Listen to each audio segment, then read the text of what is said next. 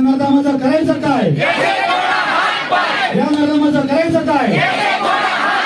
माझ्या बहिणीला सुरक्षा, माझ्या मुलीला सुरक्षा, माझ्या मुलीला न्याय, या प्रशासनाचं करायचं काय? या नरमाचं करायचं काय?